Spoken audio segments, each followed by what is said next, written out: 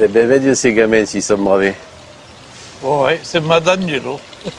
Et en ce moment, il y a des fêtes. Il y a la fête de l'école privée, il y a la fête de l'école publique, il y a la fête votive. On n'arrête pas de manger des brioches. Et bonjour les enfants. Bonjour. Qu'est-ce qu'il arrive? On a les brioches de l'école publique de Varjas. Est-ce qu'elles sont bio? Oui, elles sont Et ça veut dire quoi, bio? pas traitées. Pas traité, bravo.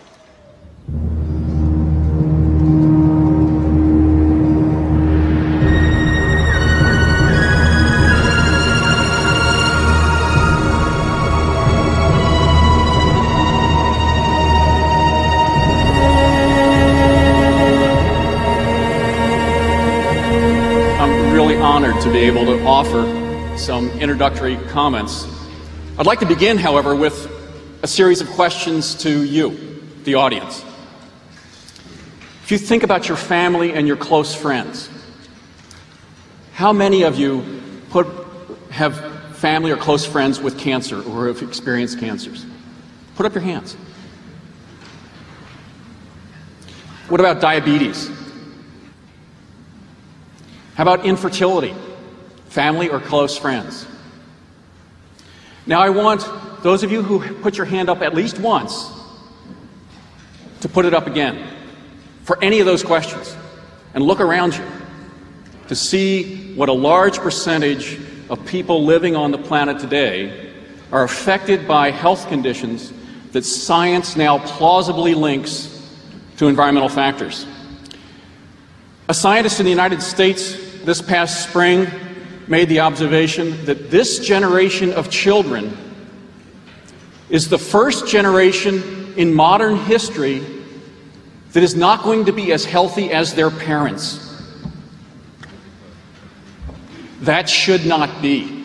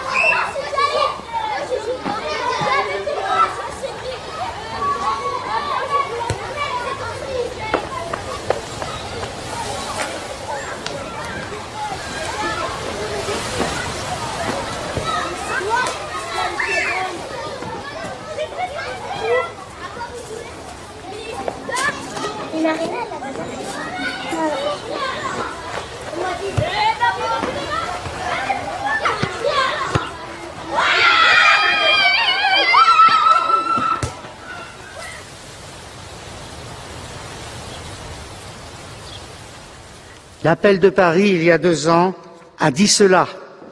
C'est nos activités, les activités humaines, qui génèrent les maladies. Et la pollution chimique est bien sûr l'une des premières à considérer. L'enfance est aujourd'hui en danger. Il faut proposer des solutions. Ce sont ces solutions que le mémorandum propose au travers de 164 recommandations et mesures qui ont été élaborées par 68 experts internationaux, ces experts ayant travaillé de façon indépendante, en dehors de toute influence. Est-ce que depuis votre dernière réunion, vous avez des études plus précises, affinées, des bilans scientifiques sur justement qui attestent de la croissance du lien santé-environnement? Est-ce que vous avez de nouvelles études, de nouvelles preuves? Le problème n'est plus aujourd'hui de dire si on a des preuves. Les preuves, elles existent au travers de milliers d'articles scientifiques publiés. Il est clair qu'aujourd'hui, le problème n'est plus de se poser la question, il manque la volonté politique. Il faut que cette volonté politique soit au rendez-vous.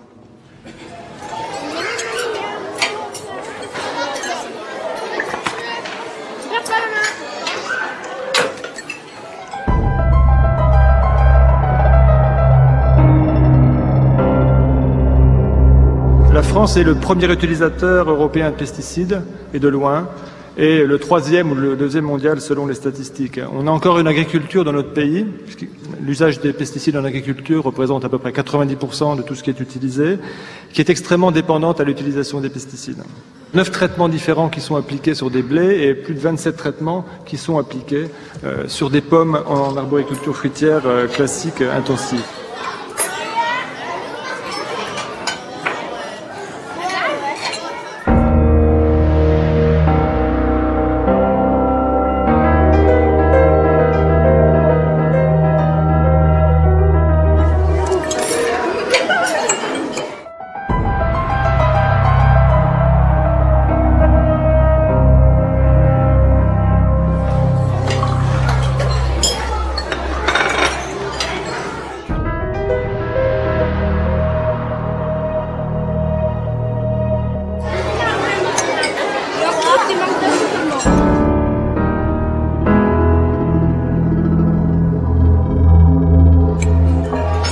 Fromage, ça va pas? Ça va vite, fromage. Ça va pas?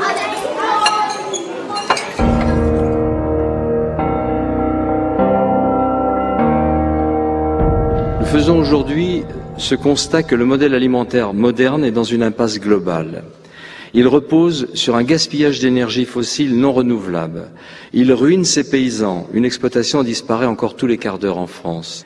Il saccage ses ressources, notamment l'eau. C'est 73% des pompages d'eau douce qui sont consacrés à l'agriculture sur la planète. Il détruit la biodiversité. 75% des espèces comestibles, des variétés comestibles ont disparu en 100 ans. Ce sont des chiffres de la FAO.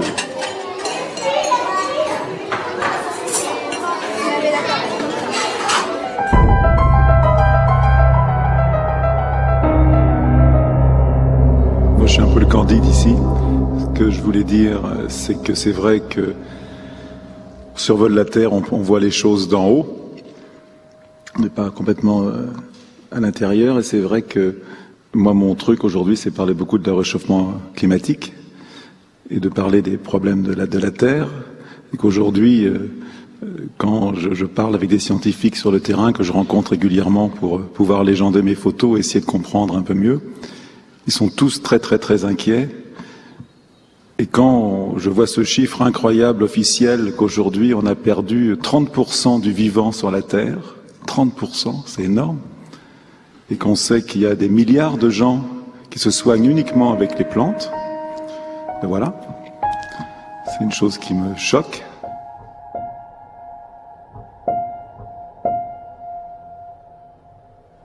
C'est vrai qu'aujourd'hui je milite pour que dans toutes les maternelles et dans les hôpitaux, dans les écoles, que les cantines soient bio.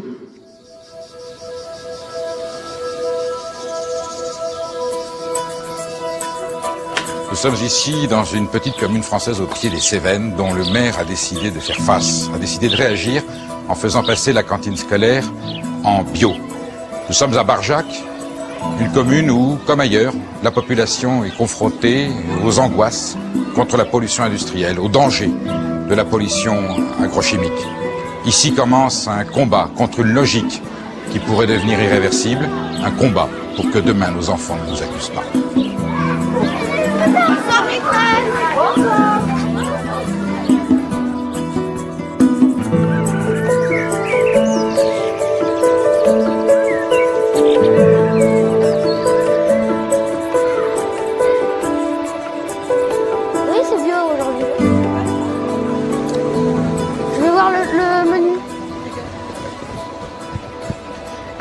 Oui, alors... jeudi, salade à l'oignon doux, pâte à la bolognaise, yaourt, raisin. Bisous, à ce soir. Bonjour. Allez-y, avancez. Ce matin, j'ai entendu une chanson à France Inter et elle me trotte dans la tête depuis ce matin.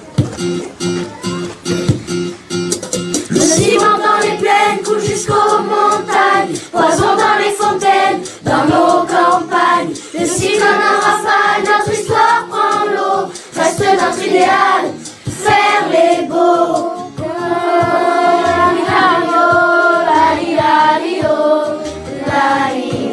S'acheter de l'air en bas, remplir la balance, quelques pétrodollars contre l'existence. De l'équateur en pôle, ce poids sur nos épaules, de squatter l'éphémère, maintenant c'est plus drôle.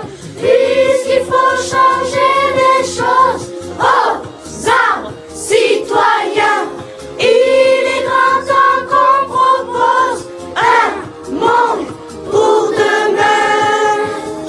Plus le temps de savoir à qui la faute ou l'aïeau, de monter sur la chance ou les autres. Maintenant on se bat.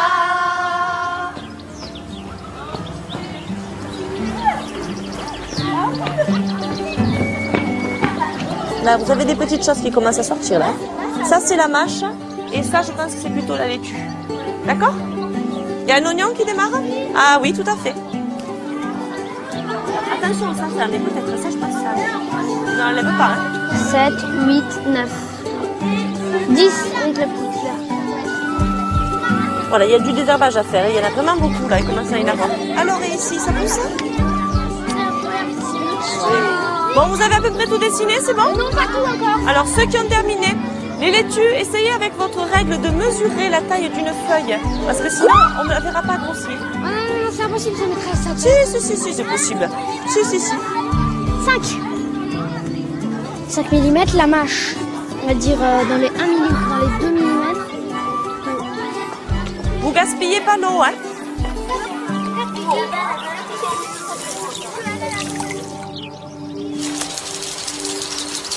Une des voies quasi obligatoires pour essayer de diminuer la prévalence d'un certain nombre de cancers, c'est d'arriver à une agriculture qui puisse produire une alimentation saine et diversifiée. C'est-à-dire, au fond, ces alternatives qui montrent un peu ce que pourrait être l'agriculture de demain, elle est en germe chez les agriculteurs bio, chez les gens qui seraient faire de l'agroécologie, chez les gens qui, à travers parfois l'agriculture dite paysanne, celle qui est ancrée dans le pays, celle qui prend en compte les fonctionnalités des terroirs, qui, y compris au niveau de la commercialisation, les circuits courts, invente ces formes d'agriculture artisanale de haute qualité environnementale, haute qualité sanitaire. Bonjour, vous allez bien? Magnifique. Sonne ce matin? Oui, toute fraîche. Merci.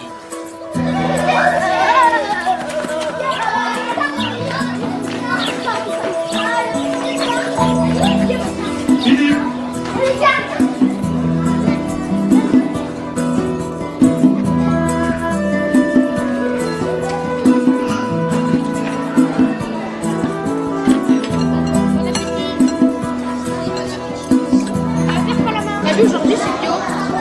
Ouais. C'est bon.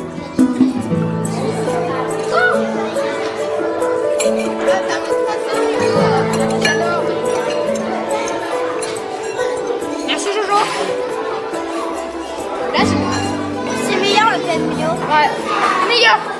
Le pain bio que le pain normal, parce que le pain normal, c'est sec.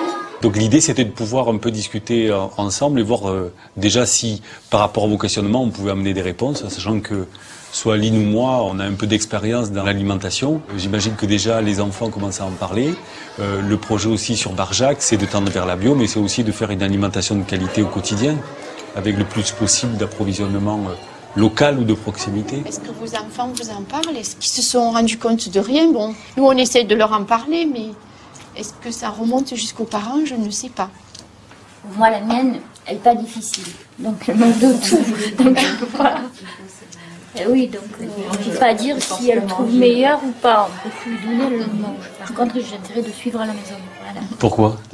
Ah, parce qu'elle me dit, c'est comme ça, il faut faire tout bio. Ah oui, d'être en cohérence. Ah oui. Même les produits d'entretien, tout maintenant, s'envole. C'est sûr, les produits sont peut-être un peu plus chers. Mais comme les boutiques où on va, c'est limité quand même, donc on a beaucoup moins de choix. On a l'essentiel, on achète l'essentiel, c'est tout. Que dans les grandes surfaces, quand on va faire les courses, on prend ce qu'il faut. Donc financièrement, c'est pareil. Donc moi j'ai vu que depuis que je travaille dans l'environnement, surtout dans la toxicologie au niveau des sols, il y a des gros problèmes de... Donc là, c'était une prise de conscience. Au niveau des sols, vous travaillez? Oui, mais bon, dans le nucléaire, je travaille, donc on fait tout ce qui est mis en recherche de toute toxicologie. Bon, on s'est aperçu que hors nucléaire, qu'il y avait pas mal de contamination au niveau de tous les produits toxicologiques. Hein, et une grande partie due à tous les engrais de synthèse qui sont dus à tous les traitements des fruits et légumes.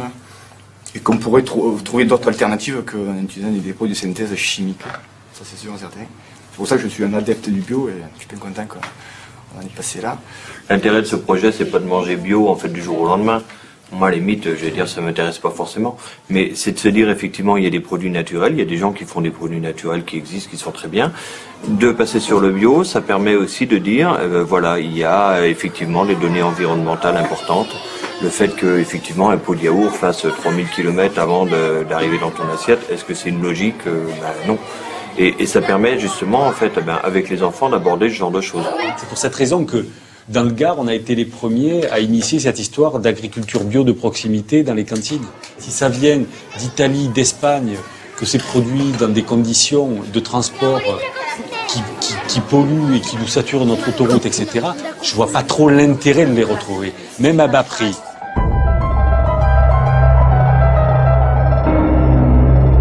Par rapport au label AB, agriculture biologique, comment vous certifiez que, bon, après tous bon, je pense qu'il y a ce sont des organismes indépendants qui voient que ce produit va être labellisé AB et non?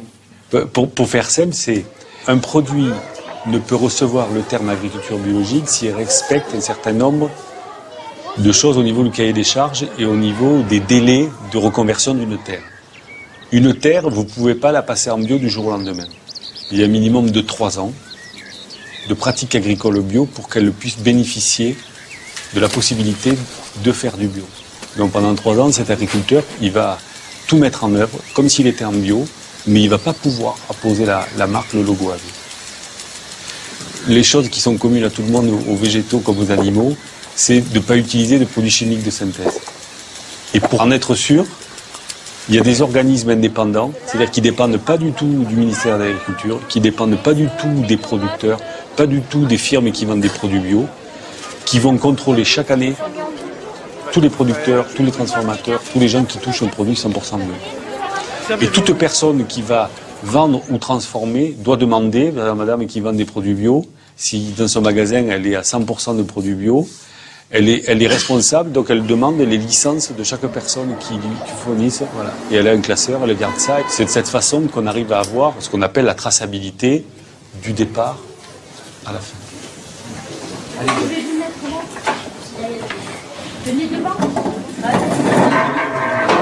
Vous arrivez d'où en fait? La garderie. La garderie. Le rôle de Aline, il est primordial. Le rôle des cuistots aussi. Il faut les associer à tout bout de champ à cette aventure. Parce que c'est de eux que tout dépend, au fond. Vous savez, leur temps de travail est augmenté. Hein, quand on fait de la courge fraîche, hein, pendant 3 heures, ils épluchent les courges. Dans l'angoisse que les enfants ne vont pas l'aimer et qu'il faudra tout jeter. Ils sont heureux quand ils voient qu'ils la finissent toute, leur soupe. Une question, monsieur le maire, est-ce que ça va durer longtemps ce bio ou c'est juste un essai ou c'est que ça va durer depuis? C'est une bonne question. Bon, je dirais que le processus est enclenché, ça ira jusqu'au bout. Qu'est-ce que tu fais debout?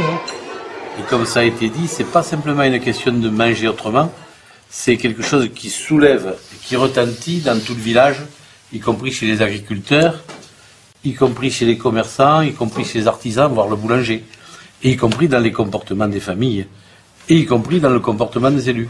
Ça retentit de partout. Alors je dirais qu'on peut être tranquille, l'État vient de nous autoriser, il a libéralisé le prix des cantines scolaires. Avant c'était encadré, on ne pouvait pas augmenter plus de 2,5% par an. Donc maintenant on est libre d'augmenter, donc vous allez voir ce que vous allez voir. Ben, on n'augmentera pas. On n'augmentera pas. Voilà.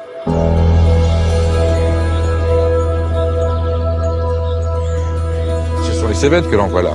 Ce sont effectivement, vous avez là tous les contreforts des Cévennes et derrière les monts culminants des Cévennes, le mont Égual, le mont Bouquet. Effectivement, c'est un coin de paradis, mais malheureusement, notre agriculture pose de sérieux problèmes. Professeur, est-ce que vous pouvez établir formellement que les produits chimiques qui sont déversés dans cet environnement sont en corrélation, ont des liens directs sur la santé de nos enfants et des adultes, mais des enfants? Nous avons des enfants du Gard, de l'Hérault, du Languedoc, qui ont des malformations quelquefois graves, voire même de Camargue, qui ont des malformations graves parce que leurs parents vivent dans des rizières où on épande, je vous le rappelle, on épande des produits chimiques par avion. Donc comment voulez-vous éviter une contamination quand la propre maman de ces enfants nous dit que son lait jaunit après le passage des avions? J'ai eu à traiter des enfants d'agriculteurs du Gard, dont spécialistes de pêche, de pêcher. Et le père m'a apporté la liste, je l'ai dans mon bureau, la liste des produits chimiques qui dépendent sur ces pêchés. La liste est au nombre de 22. Elle comporte 22 produits chimiques. Ils vous font peur? Ah ben, je crois pour le moins qu'ils peuvent démontrer qu'on joue avec la santé de nos concitoyens. Donc, et lui-même avait 2 enfants atteints. 2 enfants porteurs de malformations génitales. Je peux vous dire que ni les facteurs endocriniens ni les facteurs génétiques ne sont en cause. Donc il ne reste plus que les facteurs environnementaux. Quand le père nous dit qu'il utilise dans sa propriété 22 produits chimiques, j'ai la liste à votre disposition sur les pêchés, ça soulève quand même quelques questions.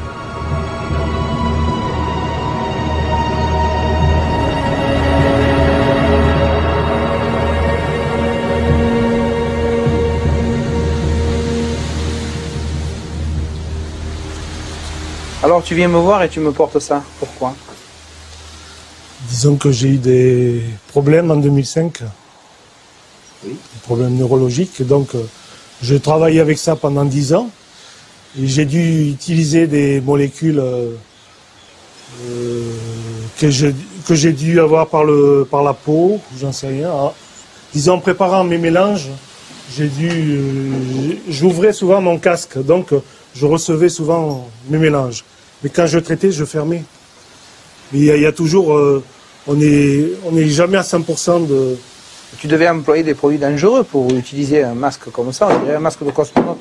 Mais tu sais qu'en viticulture, en agriculture, on utilise plus de 30 000 composants. Donc j'ai été voir un neurologue et en 2005, il m'a dit que j'avais un problème. Mais il ne savait pas quoi. Il m'a donné des antidépresseurs, mais il a préféré que j'aille à la MSA. Et à la MSA, ils ont fait une enquête sur tous les agriculteurs et tous les dossiers sont partis à Paris. Ils s'aperçoivent que chez les viticulteurs, il y a beaucoup de problèmes neurologiques, de concentration. On n'arrive plus à se concentrer, on n'arrive plus à travailler dans les papiers. C'est le bordel, quoi. On a des changements d'humeur. Un jour, tu m'as parlé de problèmes de santé dans ta famille. C'est qui a eu des problèmes?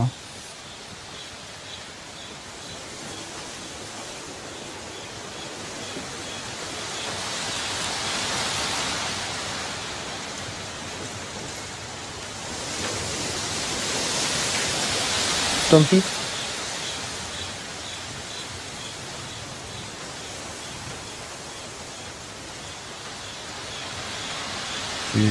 Ah oui. Et maintenant, c'est guéri, mais bon. Est-ce que tu penses que c'est dû à... Ah, je suis sûr que quand on était il y a 6 ans à Montpellier, je voyais des agriculteurs dont les enfants à l'adolescence ou les petits, soit les enfants avaient des problèmes, des cancers, des ovaires, où je me suis documenté, j'ai vu qu'il y avait de plus en plus de leucémie de l'enfant. Mais bon, on a passé 6 mois dans une chambre stérile, quand même. Et le problème, c'est que la 3e chimio, il y a souvent comme ça affecte souvent le cœur, il y a souvent des enfants qui ne résistent pas.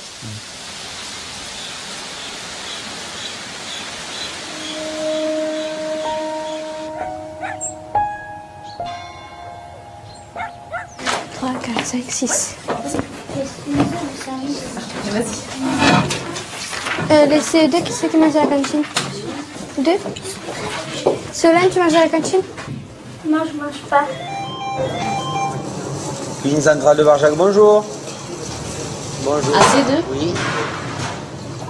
D'accord, 18 pour aujourd'hui. Merci, bonne journée. Salavas, 18 repas. Bonjour Joanne. Bonjour Aurélie, ça va? Oui, et toi? Ça va. Alors, combien? CPCE 4, CM1 5, CM2 5 et en tout il y en a 14. Très bien. Allez, à tout à l'heure. À tout à l'heure. Au revoir Daniel. Au revoir Aurélie, bonne journée. À vous aussi. Allez. T'as le pain, t'as tout? Attention. La soupe? Ok. Les barquettes. Il y a le pot.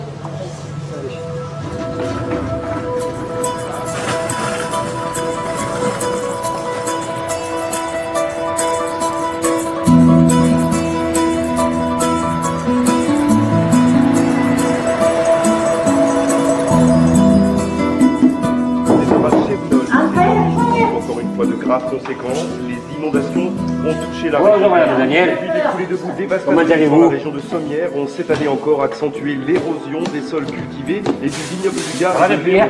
Oui. Et bon appétit à demain, madame Daniel. Et bonne journée, au revoir. Pour les prochains jours, Météo France confirme un retour à la normale, un retour du soleil avec Mistral et Tramontane. Bonjour, monsieur le curé. Ça va depuis hier? Oui, ça va. Ouais. Au menu lasagne. Oh, je vais m'oliver les babines. Eh bien, vous faites quoi, moi? Bon appétit, à demain, monsieur le curé. C'est que de bon ressaire. Tombaille. Léa, tu sers? Sauf Mohamed et Kamel, s'il te plaît. C'est bon? Aurélie, goûte, tu l'as pas goûté. Qu'est-ce que toi tu veux? Goûte-le. Qui veut une poire? Tiens, une moitié. Qui veut une moitié? Une moitié? C'est bon la peau, il y a des vitamines. La moitié ou la moitié? La peau, vous pouvez la manger. Hein. Qui m'a dit une moitié? Toi?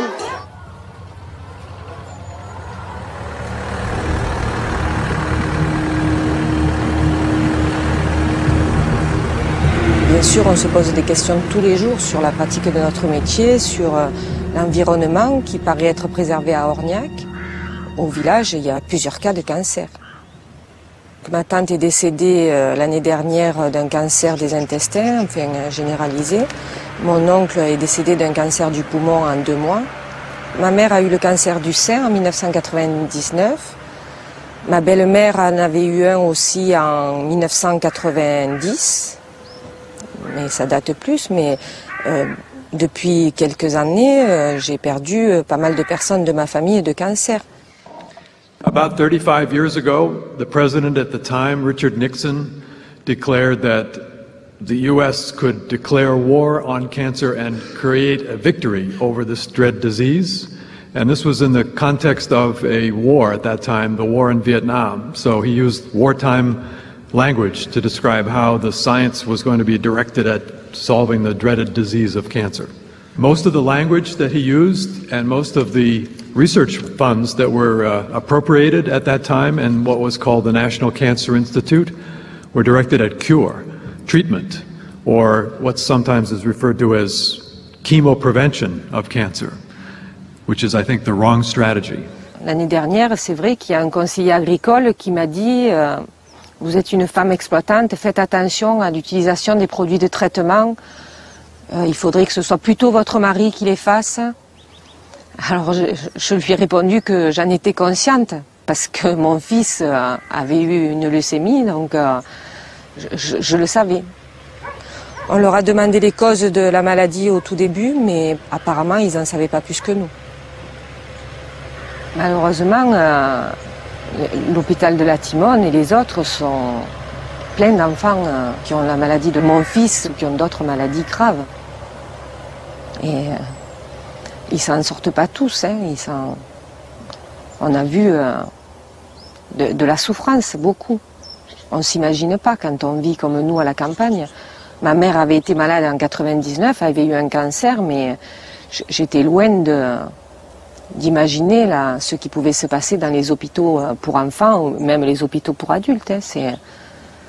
C'est terrible. Bon, And the result was we lost. The war on cancer has not succeeded. So I think if without a focus on prevention, no war on cancer in Europe, in France, in the UK can succeed.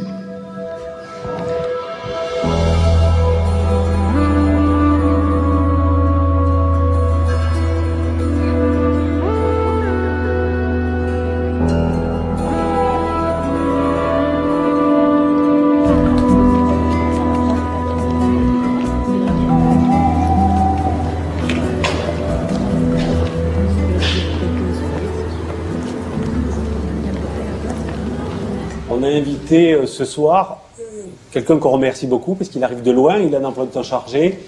C'est François Veillerette qui est président d'une association, une jeune association néanmoins dynamique, qui est le mouvement pour le droit et le respect des générations futures et qui œuvre pour sensibiliser les élus, la population aux dangers et aux risques des pesticides. Est-ce que vous avez une idée objective et statistique de l'incidence de ces pesticides ou de cette pollution sur la mortalité ou sur la morbidité? Alors ce qu'on sait, c'est que la morbidité, c'est-à-dire le nombre de nouveaux cas de cancer, a augmenté de 93% en 25 ans chez l'homme. Alors je ne dis pas que tous sont liés aux pesticides, mais ce qu'on sait, on va restreindre petit à petit l'incertitude, c'est que les scientifiques ont étudié par exemple des populations de vrais jumeaux pour voir quelle était la part de l'hérédité dans les cas de cancer et quelle était la part de ce qui était après lié des facteurs environnementaux au sens large. Eh bien, ils sont aperçus que pour tous les cancers, il y avait plus de 50% de cas qui étaient liés à des facteurs environnementaux, que pour certains cancers, ça pouvait même aller jusqu'à 90% de la responsabilité liée à l'environnement. Donc déjà, on sait que l'environnement au sens large a un impact important. Loin devant, le tabac, qui était un facteur de risque multiplié par 3, la consommation d'alcool multipliée par 2, enfin voilà. On a, malgré tout, une espérance de vie dans nos pays dits évolués. On a une espérance de vie qui ne cesse d'augmenter. Ces statistiques sont faites sur des études de parcours de personnes qui sont nées dans les années 1920-1930. Et qui, pendant leurs 20 premières années, n'ont pas connu l'exposition aux produits chimiques de synthèse. Ni d'ailleurs aux radiations ionisantes, il y a tout un tas d'autres trucs, pratiquement, à part les produits... Ni de l'alimentation raffinée, etc. Madame Delcia, peut-être... Moi, j'ai peut-être une clé différente, parce que je ne suis pas médecin, je suis simplement infirmière. Et c'est vrai qu'au niveau du monde médical, il y a pareillement que les laboratoires qui vendent ces produits phytosanitaires, il y a une omerta d'établis exactement pareil, comme un chapeau mis sur la cocotte qui commence à bouillir. Et je pense pertinemment, moi en voyant, ça fait 23 ans que je suis infirmière, que l'on n'a jamais vu autant de gens cancéreux qui meurent de plus en plus jeunes, d'enfants qui sont touchés par cette maladie aussi à tout niveau, que ce soit au niveau du rein, au niveau des tumeurs cérébrales, on en voit un maximum, et que le monde médical, bon nombre de gens du monde médical continuent à faire croire aux gens que ce n'est pas vrai. Si ça fait plus de 10 ans ou 15 ans en fait, que tous les élus politiques, enfin, ou une majorité de politiques sont au courant de ces problèmes et qu'on n'avance pas plus vite que ça, qu'est-ce qu'il faut faire en tant que citoyen? C'est compliqué, mais il y a plein de moyens. Il y a la résistance locale, ce que vous êtes en train de mettre en place aujourd'hui, de manière simple, dans votre intérêt, dans l'intérêt de vos enfants. Vous encouragez les agriculteurs bio, vous leur offrez un marché proche, c'est intéressant, il y a moins d'intermédiaires, ils vont sans doute mieux vendre leurs produits. Et donc faire plus de... La valeur ajoutée va aller plus chez eux que chez le grossiste, c'est intéressant. Toujours mieux de vendre comme ça qu'à la grande surface, à des centrales d'achat qui vont les étrangler. On n'a jamais eu autant d'arguments que maintenant. Mais on n'a jamais eu autant de résistance non plus. Le poids des lobbies est absolument énorme, ils sont absolument partout. Jusque dans la Commission européenne, où tiennent les affaires. C'est eux qui proposent les textes qui sont proposés par les commissaires, il ne faut pas avoir peur de le dire. Qu'est-ce qu'il faudrait faire pour que dans ma commune, à Saint-André-de-Chaudière, la cantine soit aussi bio? Vous changez de municipalité? Toute plaisanterie mise à part. Je crois que notre démarche, elle n'est pas démocratique, je tiens à le dire. C'est un conseil municipal, on est 13 qui l'a décidé. Hein, c'est pas la population, on n'a pas fait un référendum. Et voilà. Puis on n'a pas dit aux Barjacois non plus, notre position en matière alimentaire, c'est votre position. On a pris la nôtre de position et on essaye aujourd'hui de la faire partager. On nous avance le coût. Mais le coût de la santé, ça n'a pas de prix. Ça avait un coût de faire chauffer le sang contaminé. Alors on ne l'a pas fait chauffer. Combien ça a coûté de ne pas l'avoir fait chauffer en sous et en drame humain? Combien ça a coûté? Le drame humain, il a été là, et au fond, les sous, on en a dépensé 3 fois plus. Donc, on n'a pas fait passer le comptable d'abord. Ça, c'est une indication de gestion municipale. Ne surtout pas faire passer les comptables d'abord. Faites passer votre conscience en premier. Voilà la chose.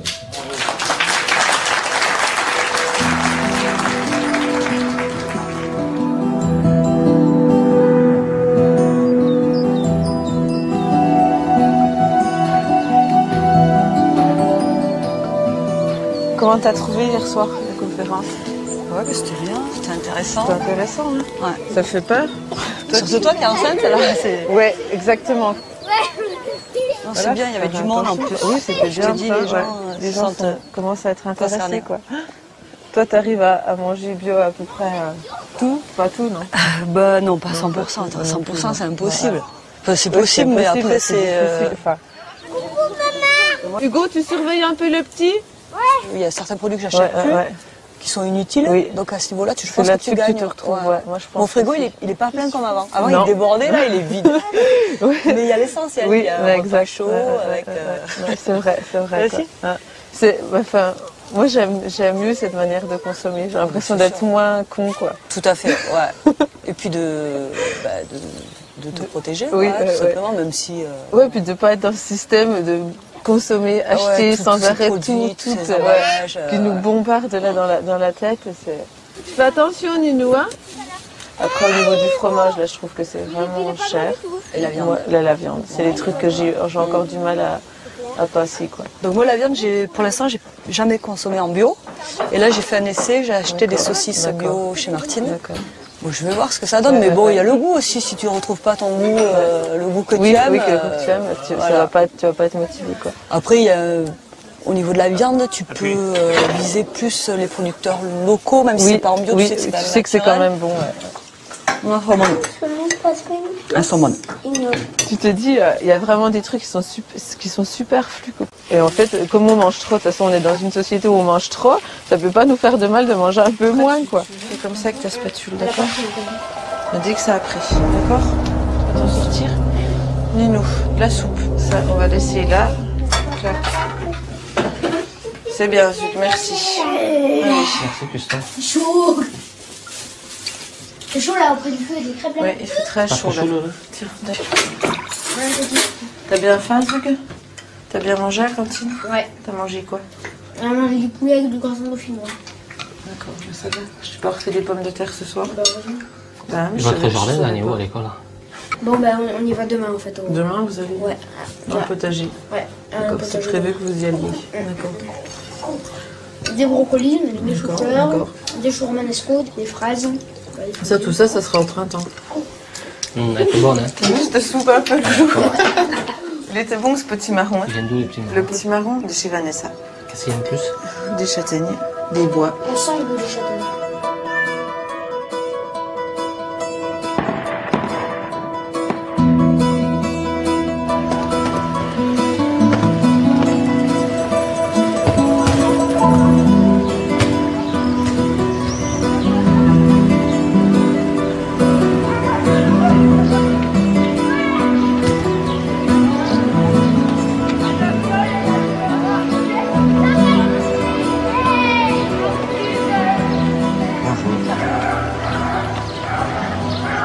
Bonjour Martine. Bonjour. Je viens pour le pique-nique des enfants demain au Pont du Gard. Il me faut différentes choses. Et il me faudrait des œufs. Il m'en faudrait 3 douzaines.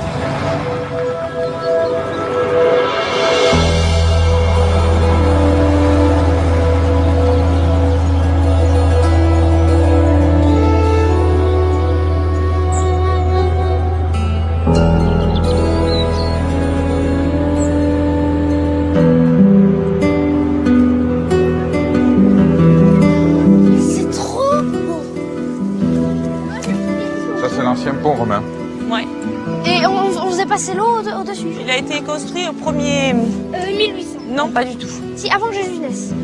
Durant le 1er siècle après Jésus-Christ. Hein. Voilà. Qui c'est qui veut du pain? Bon, tout le monde en veut, si je comprends bien. Voilà. Vous sentez le bon goût du pain? Oui, il est délicieux. Hein? À la cantine, c'est pareil. Il a goût de levain. Vin? De levain. Le levain, c'est ce qui sert à faire lever la pâte. Qui aime les œufs durs? Allez, on va goûter aux œufs durs. Hop! Qui c'est qui veut un œuf aussi? Moi, j'ai pas de glace. Voilà. Voilà. Tiens, je te laisse faire la distribution Voilà. des œufs, la multiplication Alors, des œufs. levez le doigt ceux qui veulent un œuf. Alors pourquoi ils sont Et bio? attention, il faut me regarder. Pourquoi ils sont bio ces œufs? Parce que les poules sont élevées en plein air. Parce que les poules, Sont élevées en plein air. voilà, elles ont mangé, c'est pas la poule qui est bio, c'est ce qu'elle a mangé qui est bio. Ah, Non. c'est bon l'œuf dur, Qui hein. d'autre un œuf? Eh, c'est moi qui ai bien lancé. C'est ce qu'il y a de meilleur. J'adore le jaune. C'est bon, ça y est. Oui. Bon. Ça serait bien que j'ai la même que là. Oh, il y a un rayon de soleil. C'est pas merveilleux. Qui veut du pain d'épices? Qui aime le pain d'épices? Hein? Tiens. Raisin. Voilà. Qui veut du raisin? Solène, tu veux du raisin? Sana, qui veut du raisin encore? Voyez le pont du Gard que les Romains avaient construit. Il servait à faire circuler quel produit? De l'eau. C'est vous dire à quel point l'eau est précieuse. Et aujourd'hui, voyez ce témoignage qu'ils nous ont laissé. C'est de faire très attention à l'eau, qui deviendra certainement le produit le plus précieux de la Terre dans quelques années, parce qu'on va en manquer. Et autant il faut être soucieux de son alimentation, il faut aussi être très soucieux et très vigilant sur ce que va devenir le patrimoine de l'eau dans le monde. Alors le pont du Gard, c'est à côté de chez vous, c'est un formidable symbole. Ayez bien ça en tête, regardez le monument qu'ils ont fait. C'est comme un temple. Ayez toujours en tête qu'il faudra que vous gardiez ce respect pour l'eau qui est un produit sacré, parce que l'eau c'est la vie.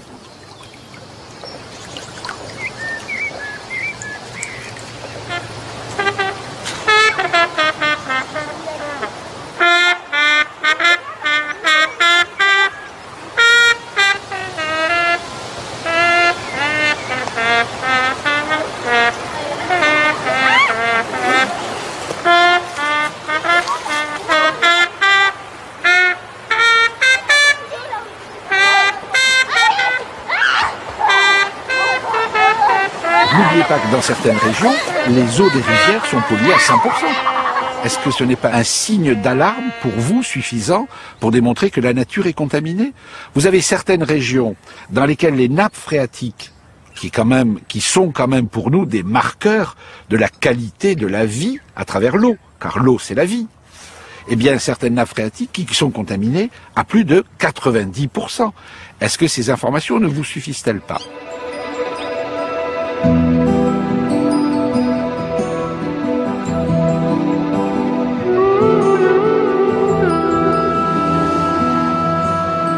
Bon, alors qu'est-ce que vous pensez de cette eau qu'on boit? Je trouve qu'elle est bonne ici. Est-ce qu'elle a goût à chlore, la nôtre, à Barjac? Non, c'est vrai, elle a pas beaucoup de goût à chlore en fait. Alors plus fort sur les nains. Allez. Chez ma tati, elle habite à côté de l'île. Et quand on va chez elle, eh ben, on dit que l'eau elle est pas bonne parce qu'on le sent le chlore. Voilà.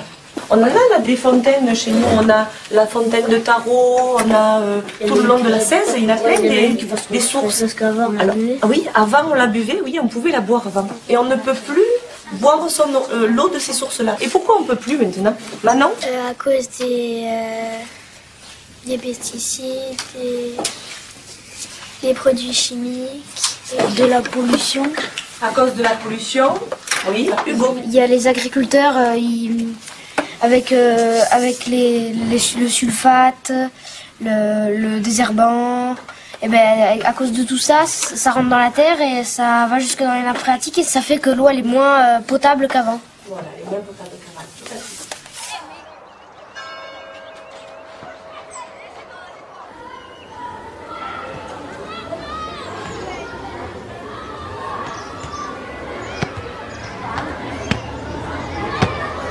Vous allez bien? Oui, ça va, Vous avez fait quelque chose de bon ici ou non? Ouais. Qu'est-ce que vous avez fait? Moi, c'est parti déjà. C'était quoi? C'était des brochettes au comté Ah oui, je et à les la ai goûtées. saucisse de La Bordeaux. saucisse, je les ai goûtées. Ça a filé. C'est bien, c'est bien. Comment se passe cette journée du goût? Vous sentez que ça motive un peu les gens sont sensibles à cette démarche? Ouais. L'expérience de la cantine vous semble concluante ou non? Il est content, Il est content. De l'ail, du sel, de l'huile. C'est délicieux. Ça monte? Ça fuse un petit peu. Ouais. Que les parfums. J'avais préparé un petit peu à la maison. Goûtez. Hein?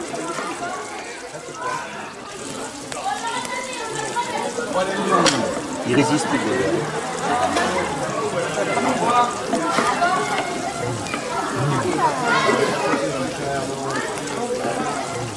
Qu'est-ce que tu en as pensé alors de cette... Mais c'est formidable. C'est magnifique. Cueilli ce matin. 500 grammes celui-là. D'où ils viennent? C'est les Cévennes. C'est les Tout à fait, c'est les Cévennes. Ça, Et puis il y a même des girolles. des girolles. C'est plus rare encore que les cèpes. Ça, c'est... À la poêle, c'est... Ça, c'est celui-ci du vin bio aussi. Santé. Santé. Ça fait du bien, ça. L'expérience de la cantine est concluante, à votre Pour avis? moi, c'est quand le maire a décidé ça, pour moi, c'était un choc parce que je ne croyais pas. J'étais à 100%, à 200% pour. Ouais. Vous en parlez un petit peu avec les autres parents d'élèves, quelquefois? Au départ, c'est vrai qu'ils n'y croient pas, mais quand ils goûtent, déjà au niveau de la qualité des produits, je sais que goûter un légume qui vient entre guillemets du bio et un produit normal, et moi je trouve qu'il y a une différence au niveau du palais. C'est sûr, et quand les gens vous disent que c'est plus cher, que c'est cher quand tout le monde ne peut pas s'offrir. C'est vrai qu'il y a quelques produits qui sont, par exemple, les produits laitiers sont un peu plus chers. Mais moi je vous dis, moi je préfère la qualité que la quantité. Donc peut-être que j'achète un peu moins, mais je suis sûr qu'au moins, au niveau de la santé, vous en voulez quelqu'un veut?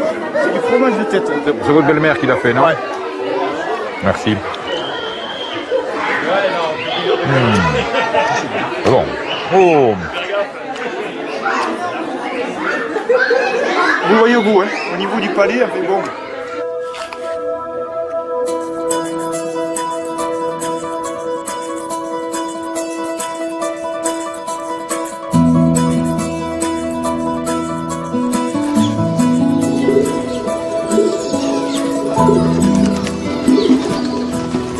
Regardez là autour du clocher.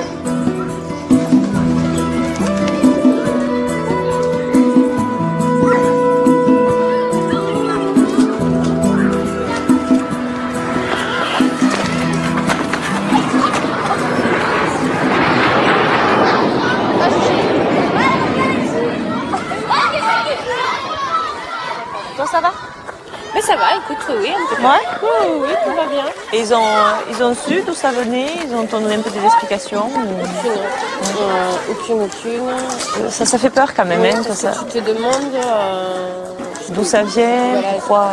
Et tout, ça fait peur et ça touche de plus en plus de monde et on est tous plus ou moins touchés par un membre de sa famille, quelqu'un qui est...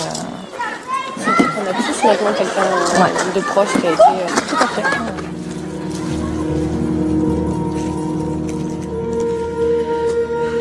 Voilà les merveilles et les délices que l'on trouve dans la poubelle de la cour de récréation de l'école de Barjac. On voit que les parents se débarrassent quelque part du goûter en achetant aux enfants des barres chocolatées, des produits sucrés, enfin du poison, quoi, exactement. Alors bon, petite lueur d'espoir, je vois qu'il y a une maman qui s'est donné la peine de préparer un goûter, et puis là je vois une écorce d'orange. Déjà, petite remarque, les produits fabriqués à l'étranger, il n'y a pas de notification précise des composants chimiques de l'aliment.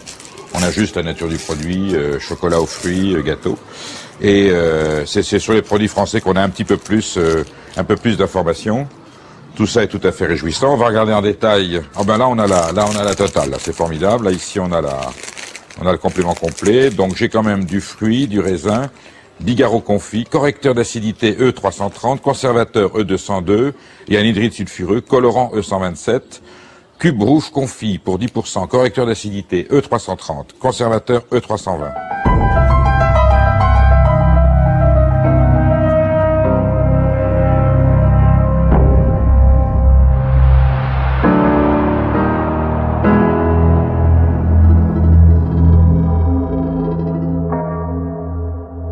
Farine de froment, huile et graisse végétale en l'état et hydrogénée.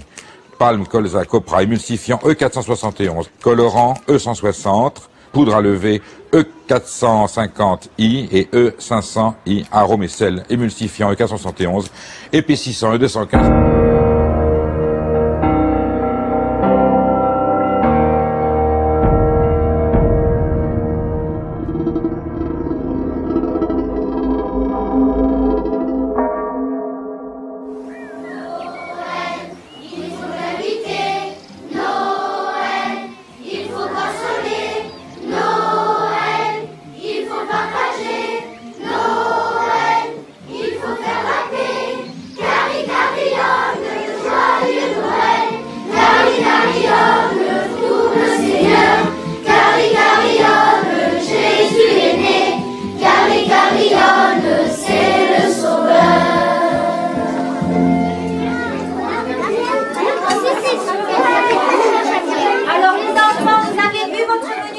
aujourd'hui?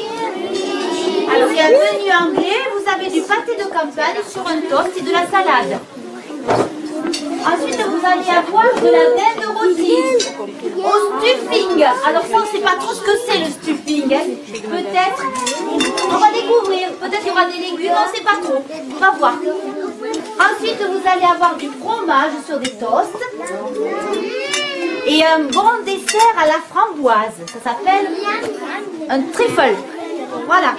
Alors je vous dis bon appétit à tous. Merci.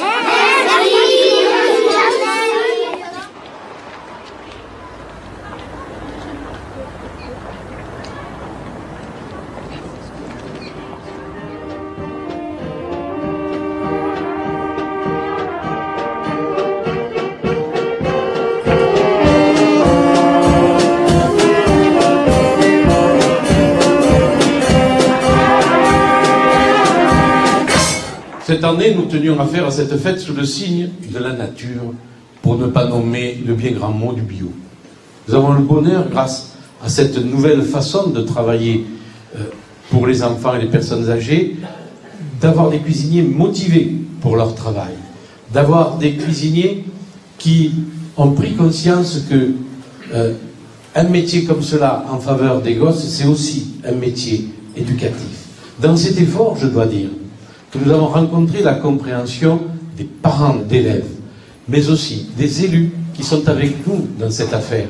Les élus de Méjeanne-le-Clap que nous approvisionnons, les élus de Salavas, de Bessas, de Saint-Privat-de-Chanclos. Nous avons aussi des élus d'Orniac en Ardèche qui viennent chercher ces repas. Et ils sont tous satisfaits. Ils sont prêts à nous suivre sur le prix. Ce n'était donc pas qu'une question de finances. C'était une question aussi de lucidité. Et je dirais même de conscience. Rien n'est trop sain, rien n'est trop bon, rien n'est trop beau pour nos enfants. Et je dis aux Barjacois que l'on ne vaut pas grand-chose que quand on agit que pour soi. À toutes et à tous, je dis meilleurs vœux.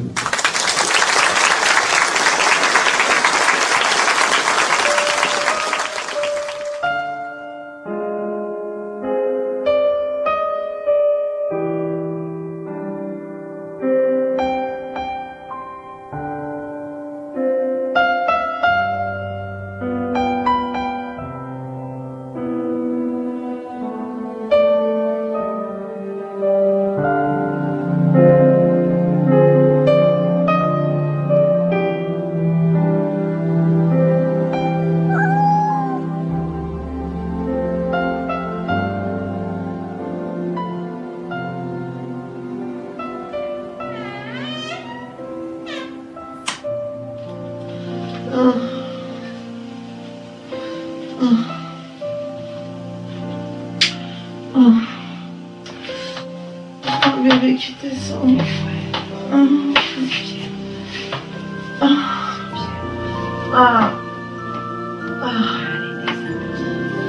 Allez bébé.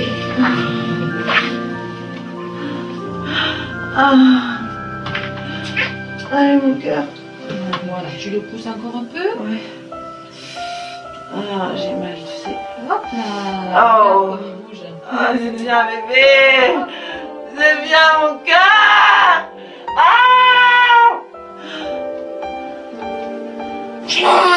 Bonjour mon amoureux. Bonjour. T'es un petit garçon ou une petite fille? C'est une petite fille. C'est une petite fille. C'est une petite fille. Mon Dieu, les garçons, t'es belle. T'es belle.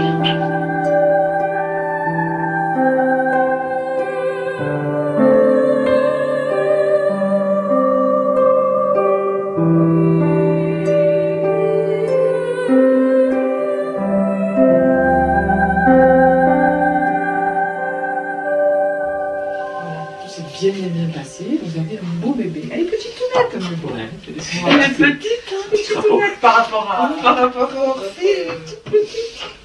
Mon Dieu, c'est une fille, j'hallucine. Vous êtes super, merci mon cœur. Voilà.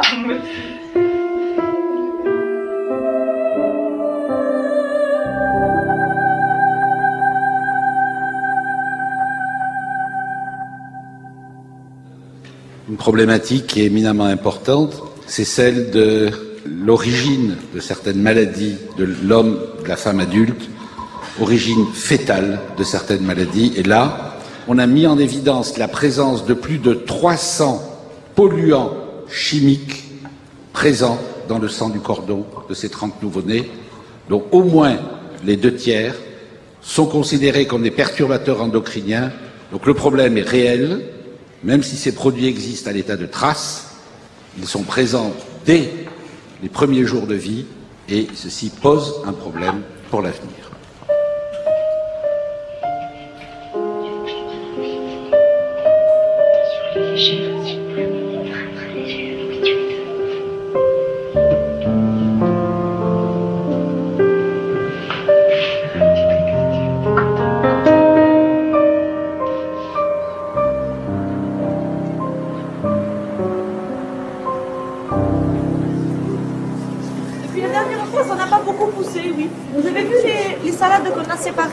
Est-ce qu'elles ont beaucoup grossi? Non. Et non. Qu'est-ce que c'est qui a poussé? Celle-là, elle a pas les choux. Les choux. Oui, tu vas bien. On a un chou, il a un chou. On ne mange pas tout de suite. Non. Sinon, on va avoir un petit peu. Voilà, super, super. Et les épinards, ils poussent? Oui, les épinards. Ouais. Qu'est-ce que vous avez trouvé sur vos plantes? Eh bien, il faut les tuer, les enfants. Allez, on a raté.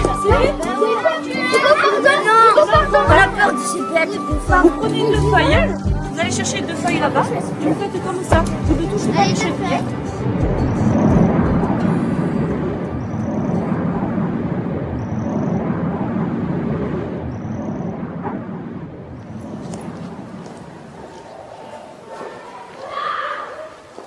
Merci d'être venu à cette rencontre.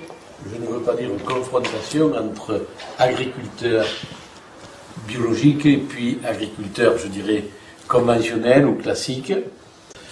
Je crois que le moment était venu de cette rencontre, puisque sur Barjac, nous sommes désormais avec notre restaurant scolaire un gros client avec 220 repas tous les jours. Donc il y a un petit marché qui s'est fait jour et nous avons pu constater qu'autant qu'il y avait des surproductions dans beaucoup de produits, autant en produits agriculture biologique, il y a pénurie. Je ne parierai pas tout sur le bio.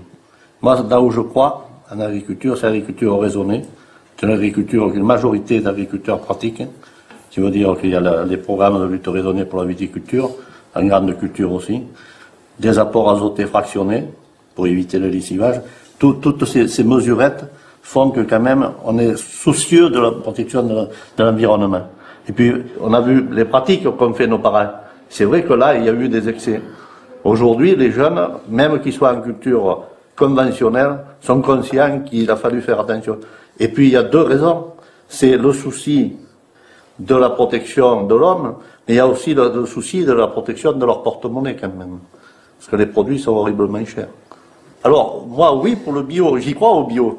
Et j'y crois parce qu'il y a un créneau, il y a une niche, mais le tout bio, j'ai peur que ça ne sera pas suffisant, comme tu disais, pour nourrir la population. Mais nous, sur la coopérative, on fait environ 30 000 tonnes. Mais en bio, ça représente rien du tout. À peine quelques dizaines de tonnes, c'est rien du tout. Hein. Mais je pense que si on était beaucoup en bio, je ne sais pas si on arriverait tous à manger en céréales. Si on mangerait des pâtes tout le temps.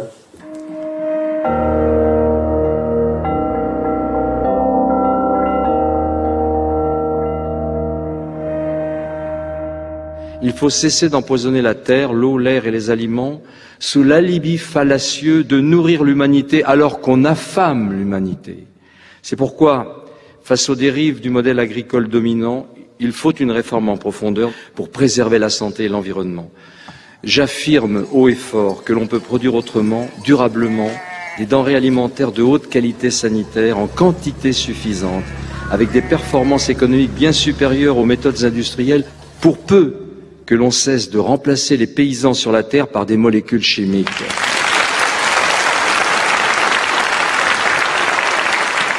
Je pense qu'il y a culturellement dans la tête du monde paysan des verrous à faire sauter pour se dire c'est quoi demain le métier? Comment ça se fait que vous nous dites qu'on raisonne les apports, qu'on diminue le nombre d'agriculteurs et par contre on consomme toujours les mêmes quantités, voire on augmente les quantités en France de produits chimiques? C'est-à-dire quand on compare les chiffres d'il y a 10 ans, on consomme la même quantité, le même tonnage de produits chimiques. Et tous ces produits, nous, on les utilise pas. D'accord? On est bien d'accord. Tous ces produits, on commence par le Roundup, hein, qui a été attaqué parce qu'il pollue les nappes phréatiques. On s'en aperçoit seulement. Nous, on l'utilise pas, tout ça. Et on arrive à faire des productions. Moi, j'ai travaillé 10 ans en agriculture chimique et il y a des choses que j'aurais jamais mangées que je faisais, quoi. Ça, c'est clair. Bon. Qu'est-ce que vous voulez dire qu'on mange pas que les légumes et les fruits, on mange aussi la chimie qui est dedans, c'est ça? Ouais, c'est sûr que ça y reste. Hein. Il y a pas de. J'ai travaillé dans des grosses propriétés. C'était impressionnant les produits phyto qui étaient utilisés. Qu'est-ce qui vous a fait le plus peur? Qu'est-ce qui vous a le plus marqué? La quantité de. J'ai travaillé en Camargue, la quantité de produits qu'on balançait dans l'eau, dans les rizières, qui allaient tout directement au Rhône. Quoi. Quel type de produits? Beaucoup de désherbants.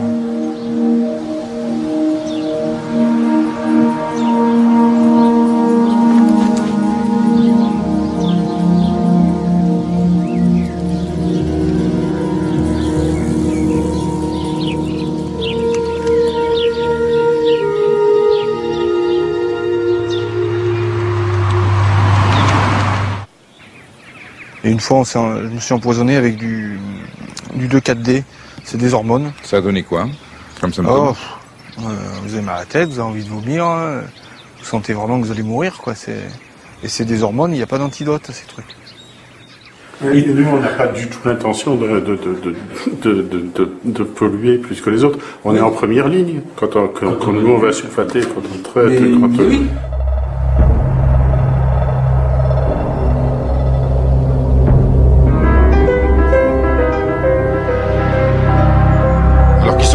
Sanitaire dans la ville chez vous. Donc ça c'est Hervé. C'est Hervé. Donc c'est lui qui manipule tout ce qui est produit. C'est lui qui y va.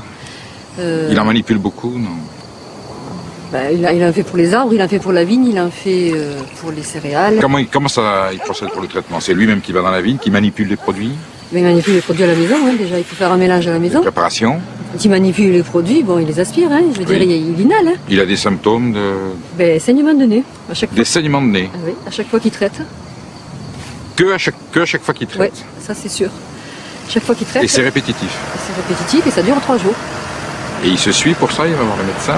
Il n'en a pas trop parlé encore. Mais... Qu'est-ce que vous en pensez, vous? Ça n'a pas l'air de vous rassurer? Non, pas du tout.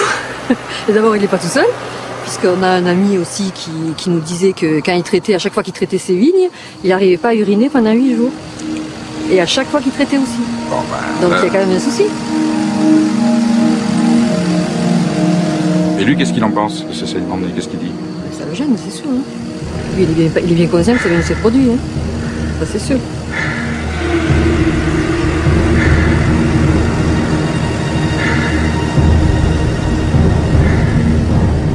Comment on fait pour lutter contre le mildiou en viticulture?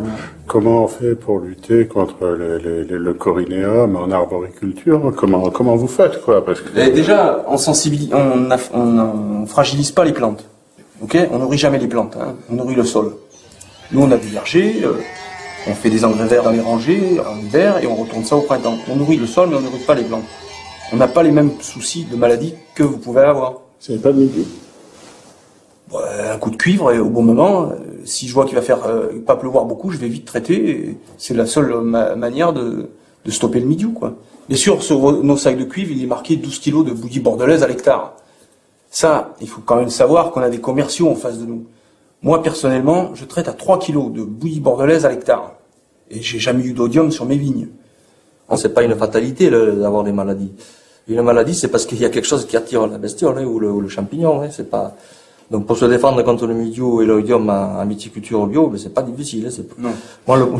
Moi, mon gros problème, c'est l'herbe, parce que mes sols sont devenus vivants et moi, même avec les machines, de l'herbe, il y en a. Il y a des poireaux de vigne chez vous? Oui, je suis le seul à avoir des poireaux de vigne et je suis envahi de ramasseurs de poireaux de vigne. Ça, c'est clair. Et des escargots? Des escargots aussi. C'est bourré de toutes sortes de bestioles.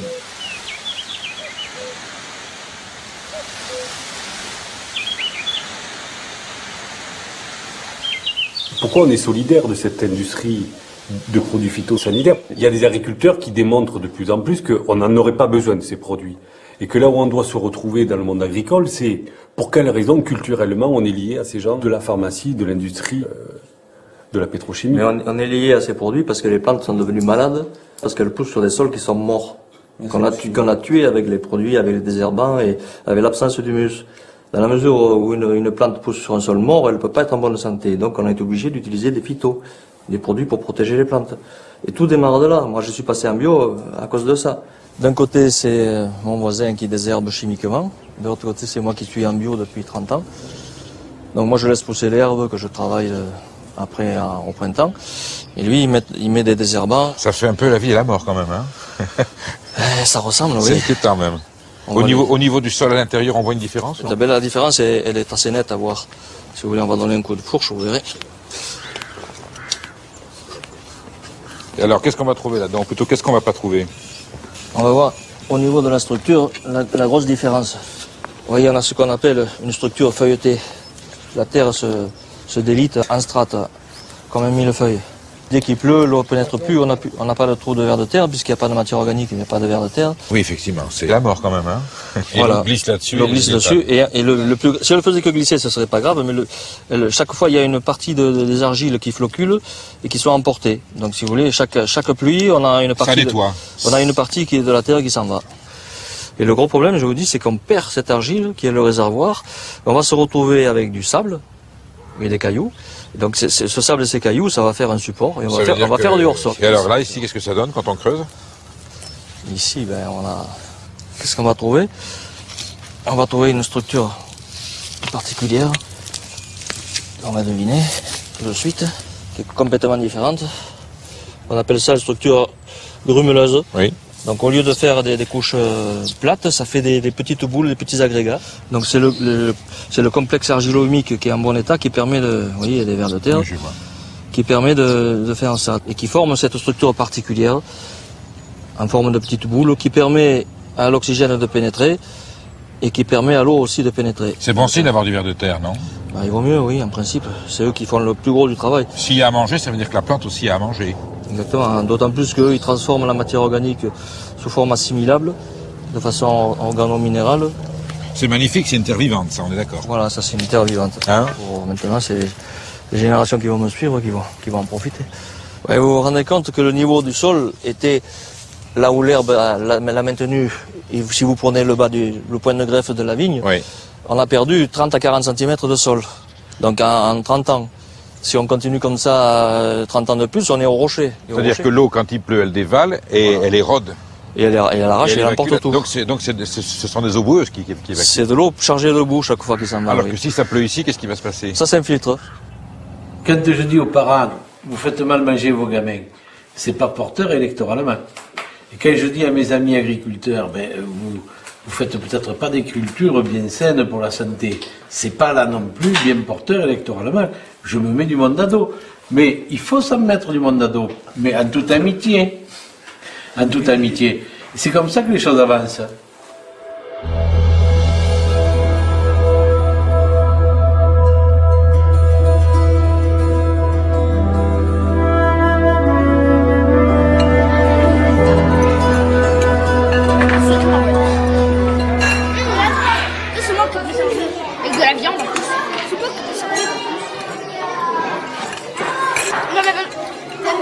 Il y a des poules pondeuses et des poules non pondeuses. Philippe, pourquoi tu manges pas des carottes? J'ai dit avec T'aimes pas? Toi, tu te resserres pas de pâtes, Philippe? J'ai dit que si moi je gagne carottes, Ah, il aura pas de dessert. Les filous. Allez. Ça là. La moitié. Après tu te resserviras. Celle que tu veux. Voilà, c'est bien.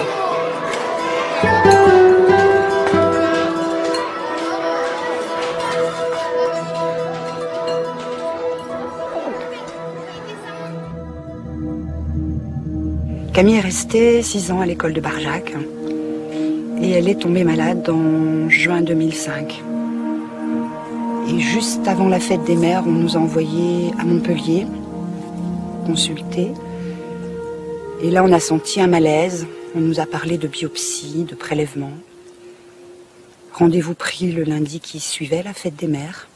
Et après l'intervention, on est venu nous chercher en nous disant que tout s'était bien passé, mais que le médecin voulait nous parler. Et là, le couperet tombe. J'ai eu une douleur qui m'a transpercée. Quelque chose qui vous déchire les entrailles. On ne sait plus quoi regarder, on ne sait plus quoi faire.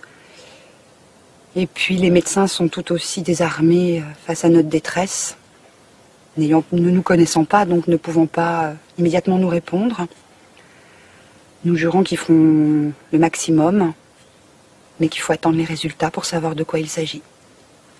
Et ils vous disent, faut attendre.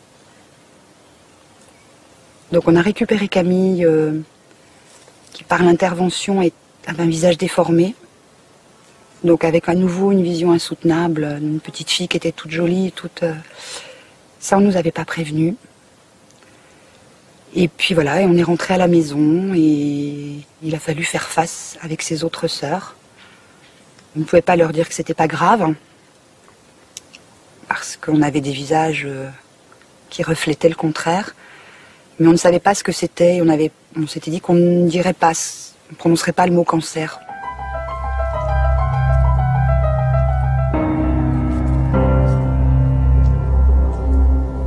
Ça a été 3 mois et demi quasiment non-stop à l'hôpital.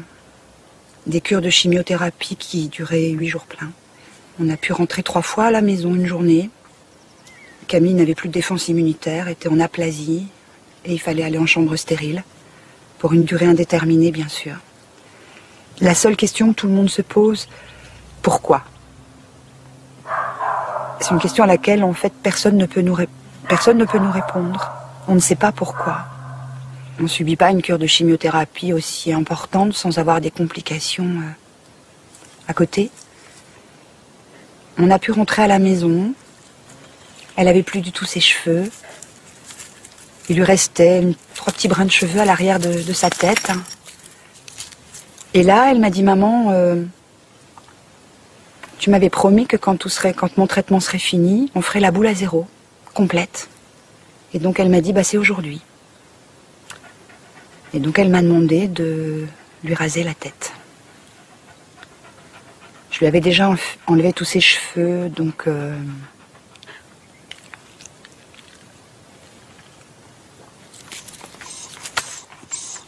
c'est encore difficile pour moi.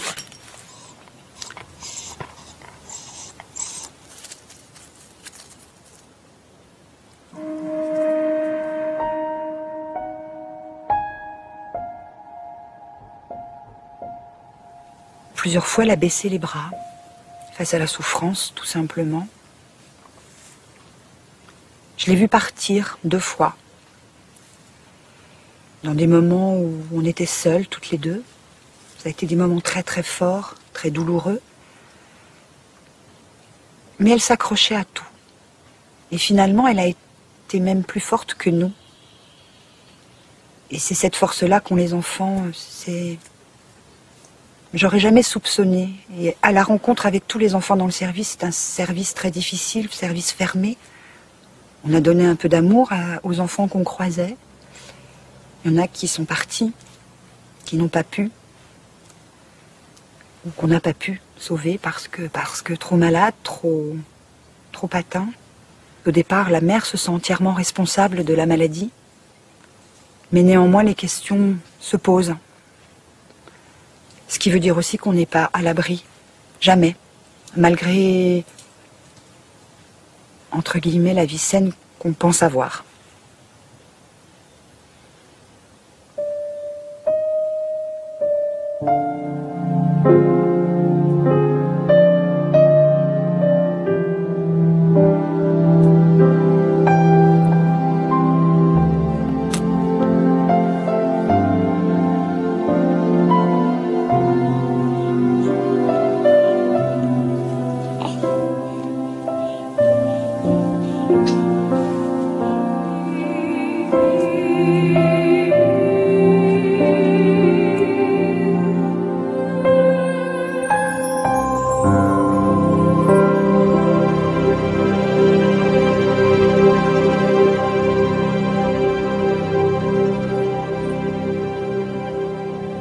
Donc la conclusion des experts qui ne sont pas du tout nutritionnistes, qui ne sont pas du tout pro-bio, vous disent qu'il y a deux mesures majeures pour réduire les gaz à effet de serre rapportés à l'alimentation. D'une part, faire évoluer le productivisme agricole vers une agriculture dite durable, pour laquelle la bio est vraiment le modèle.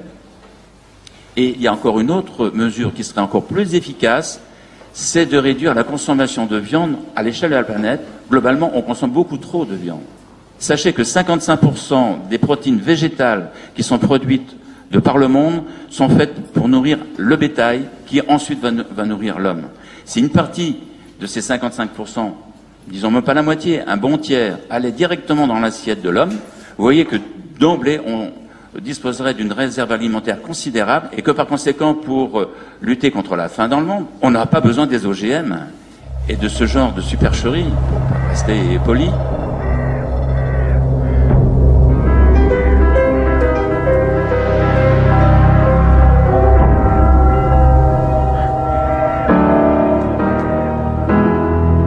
Qu'est-ce que c'est l'équilibre, en fait, entre les viandes et les légumes? L'équilibre, c'est de trouver des équivalences en termes de qualité pour les protéines avec d'autres produits que les produits animaux. Exemple qui va vous parler tout de suite, le couscous. En précisant que le couscous des Maghrébins au jour le jour, pour des raisons économiques justement, il est végétarien, parce qu'ils n'ont pas les moyens de s'acheter des merguez ou des côtes de mouton tous les jours. Mais avec un couscous, avec de la semoule de blé complet et du pois chiche, qui est de la légumineuse, et des légumes frais de saison et tout ça, vous êtes bon. Alors aujourd'hui, on va juste ramasser les brocolis et la mâche. Ça sent? Est-ce que ça sent? Oui. Ça sent quoi? Ça sent le radis. C'est beau, hein? Ça va, ça coupe, hein? J'espère qu'ils sont bons. T'aimes bien le chou sale? Jamais goûté. Comment la ramasse? Vous allez au plus bas et vous tirez. Voilà, vous tirez. Vous allez au plus bas. Vous coupez ici. Avec votre ongle. Merci. On va porter ça. Vous portez ça à Thierry pour qu'il finisse de nettoyer pour midi. D'accord? La mâche de pro, hein. Il dit, ah si, je suis souvent dans le jardin et tout. On fait, oui, t'es souvent dans le jardin. C'est bien que tu sois dans le jardin, mais après, faut travailler dans le jardin. Oui. Merci. C'est vrai que pour nous, c'est un challenge intéressant. C'est vrai qu'il faut apprendre à travailler avec des produits, ne serait-ce que la betterave rouge. On a oublié le goût, on a oublié comment ça se cuisinait. On ne sait pas forcément que ça peut se manger cru, qu'on peut l'associer avec d'autres légumes et tout. Il faut que tu les manges, tes betteraves aussi.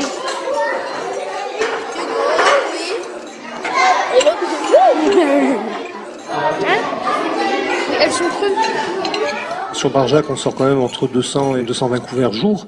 Donc je veux dire, on est quand même, les fournisseurs sont quand même assez présents maintenant. Ils connaissent la démarche, c'est pas ponctuel. Ça fait 6 mois que ça dure. Ça va durer, j'espère, dans le temps. J'ai lu qu'il y avait 80% de Français qui plébiscitent le bio, mais malheureusement, du fait du prix plus élevé, très peu de personnes achètent du bio. Mais sachez qu'en moyenne, pour certains produits, pour beaucoup de produits issus de l'agro-industrie intensive, on pourrait multiplier par 2, 3, voire un facteur 4 le prix indiqué sur l'étiquette. Les subventions que l'on va donner généreusement pour inciter à produire d'une certaine manière. Les coûts de la dépollution, les coûts sanitaires que ça peut engendrer, etc. Les coûts économiques aussi, quand on produit de trop, les coûts chutent et donc on nous réclame des montants compensatoires. Tous ces coûts-là sont externalisés, c'est-à-dire ils ne sont pas portés sur l'étiquette, mais ils sont déplacés vers vos impôts. Donc si on remettait sur l'étiquette ce qu'il coûte vraiment, du coup, les produits qui paraissent pas chers seraient beaucoup plus chers qu'un produit bio. Et ça, il faut absolument le dire haut et fort. Voilà, il y a un an, moi le bio, c'était pas trop notre tasse de thé, quoi. Hein. Et puis, on s'est mis un petit peu dans le truc en se disant, on va jouer le jeu. On mange tout aussi bien, ça c'est sûr, il n'y a pas de souci. On s'aperçoit aussi qu'au niveau des enfants, il y a une éducation au goût. Alors, on est loin de tout manger en bio. Ce qui est sûr, c'est que le bio, on peut y aller facilement. Ça coûte pas plus cher ni quoi que ce soit. Juste de se dire, effectivement, essayer de faire attention à ce qu'on mange. C'est avant tout une prise de conscience. Pour donner quelques nouvelles de l'évolution quand même sur Barjac de notre aventure, il y a effectivement la restauration scolaire qui s'est mise dans un processus déjà bien prononcé d'alimentation vers le bio. Alors, c'est bon, Yo? Ah, Lise! Nous avons 3 boulangers qui ont emboîté le pas. C'est un progrès. Je crois savoir que sur le marché, le stand légumes bio a de plus en plus de succès et que sous l'arceau de la mairie, l'épicerie qui vend des produits bio, elle aussi, se développe. Moi, je prends aussi ici. Je vais prendre aussi du jus de pomme, s'il vous plaît. Oui. D'accord. D'accord. J'avais pas vu que vous aviez de la confiture au citron orange. Je vais vous en prendre un pot. Alors tout est bio là sur votre stand. Oui. Ce sont des lentilles corail que vous mettez. Oui. C'est une spécialité turque. D'accord. Oui, oui. Et alors on mange ça comment alors? Ça se mange froid et l'idéal c'est de l'enrouler dans une feuille de salade comme un œuf. Je peux goûter? Allez-y. On sent bien le cumin, hein? C'est bon, hein? Ah, c'est bien parfumé, oui. Ça, c'est à quoi? À base de quoi? Ça sent les œillades pures. Ah oui, ça se voit qu'il est plus léger. Il tire plus sur le rosé que sur le rouge. Oui. C'est bien qui plaît beaucoup l'été, quoi. Ah, un apéritif. Hein. Là, une bonne grillade, c'est le top, oui. C'est vrai. Ah oui, il est agréable. Surtout l'été. C'est en tout cas sur le frais, quoi. Je fais des vins plutôt... Essayer d'extraire un maximum de fruits. J'ai perdu ma femme avec ça. J'en prends une de... De quel? De celui que je viens de goûter. Celui-là? Ouais. On va le boire avec des grillades. Ouais. Alors moi je me pose toujours la question, en tant que viticulteur, maintenant je suis à la retraite, pour arriver à combattre le mildiou, le placro, l'odium. Quel produit vous employez? Moi j'ai une démarche un petit peu particulière, parce que je travaille en biodynamie. L'agriculture biologique et puis il y a aussi la biodynamie. Et donc on utilise des plantes. Des plantes? Essentiellement des plantes qu'on utilise. Parce que quelle sorte de plantes? Essentiellement ortie, oui. prêle. Moi je trouve que le prix n'est pas excessif par rapport à du vin bio. Je voudrais que ce soit accessible à tout le monde. Je vais en reprendre un peu ou alors goûter un autre.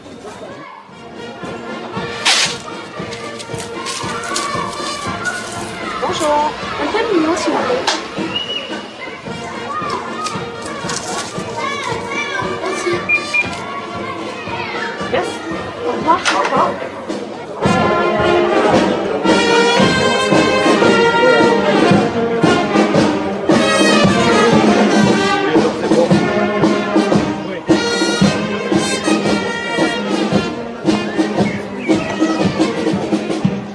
En ce 8 mai, rendons hommage à tous les soldats alliés, aux innombrables victimes des combats, de la résistance, des bombardements, de la déportation, des exécutions et des génocides.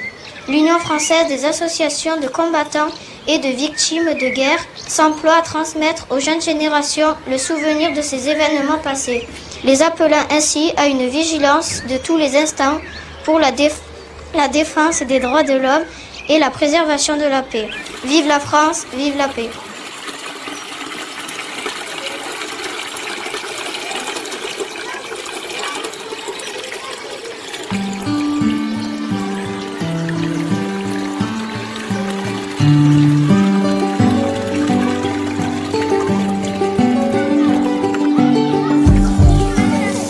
Arrosez vos fleurs. Arrosez vos fleurs. Vous allez choisir une salade chacun que vous emporterez ce soir à la maison. Et puis ensuite, on cueillera les fraises qui sont mûres.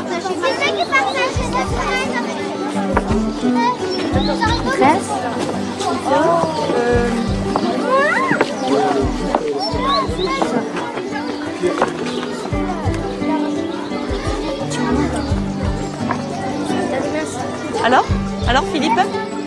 Alors, elle est bonne. Elle est bonne? Jusqu'au bout, hein, n'en laisse pas surtout. Hein. Tu as raison. Hein. C'est bien, c'est bien. Tu as pris une salade, Philippe? Non? Eh bien tiens, prends le couteau, viens. Viens couper ta salade, viens. Tu n'arrives pas à la couper? Dis, tu soulèves avec ta main et tu fais le tour. Hein. Qui c'est qu'il n'y a pas eu de salade encore, là? Venez. Allez, venez encore reprendre une salade, là.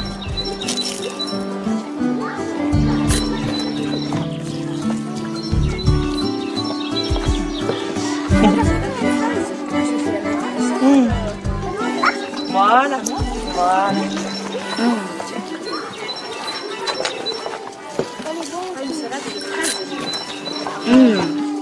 Chère madame, comme je vous l'ai précisé lors de notre conversation téléphonique concernant le lien entre pesticides et cancer, il y a deux interprétations possibles concernant la maladie de Camille. Soit les pesticides agissent directement, induisant l'apparition de la maladie, soit ils agissent indirectement, en créant une baisse des défenses immunitaires, laquelle peut favoriser la multiplication de certains virus. Les résultats font état d'une association positive entre le risque de cancer et l'usage par la mère pendant sa grossesse d'insecticides dans la maison. En tout état de cause, merci à Camille pour son courage. Il faut garder espoir. Professeur Dominique Bellepomme. Et moi, très longtemps, j'ai utilisé des insecticides, des produits pour lutter contre les moustiques. Parce que j'avais plus peur des moustiques que du reste.